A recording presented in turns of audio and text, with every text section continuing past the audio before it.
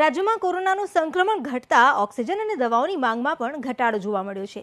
રાજ્યના ખોરાક અને ઔષધ નિયમન વિભાગ પાસે આવેલી વિગતો અનુસાર સપ્ટેમ્બર કરતાં અત્યારે ઓક્સિજનની માંગમાં 25% ઘટાડો નોંધાયો છે। સપ્ટેમ્બરમાં દિવસમાં 240 મેટ્રિક ટન ઓક્સિજનની જરૂરિયાત સામે હાલ 172 મેટ્રિક ટન ઓક્સિજનનો ઉપયોગ થઈ રહ્યો છે। કોરોનાની સારવારમાં વપરાતા રેમડેસિવિર ઇન્જેક્શન અને ફેવિવિર જેવી દવાઓની માંગમાં પણ ઘટાડો થયો છે। દિવસે દિવસે રાજ્યમાં કોરોનાનું સંક્રમણ ઘટી રહ્યું છે। જે દિવાળી બાદ એક જે સેકન્ડ સ્પાઇક આવેલો હતો અને કેસો વધતા હતા, એમાં જે રાત્રિ કર્ફ્યુ કર્યો, જે માસ્ક પહેરવાનું ફરજિયાત કરાવ્યું, એનું ફરજિયાત અમલવારી કરાવી, એના કારણોથી આજે મને કહેતા આનંદ થાય છે કે દિવસે દિવસે કોરોનાના કેસોની સંખ્યામાં ઘટાડો થાય છે।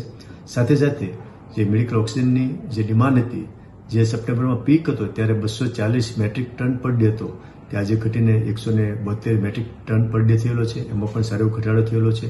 સાથે સાથે જે કોરોનાની જે દવાઓ છે, રેમડેસિવિર ઇન્જેક્શન હોય કે ફેવિવિર ટેબ્લેટ હોય, એની પણ માંગમાં અને સપ્લાયમાં ઘટાડો થયેલો છે। આમ રાજ્યમાં કોરોના કેસ કાબૂમાં આવી રહ્યા છે। એના માટેના જે દવાઓ છે, મેડિકલ ઓક્સિજન છે, એની ડિમાન્ડમાં પણ ઘટાડો થયો છે, વપરાશમાં પણ ઘટાડો થયેલો છે।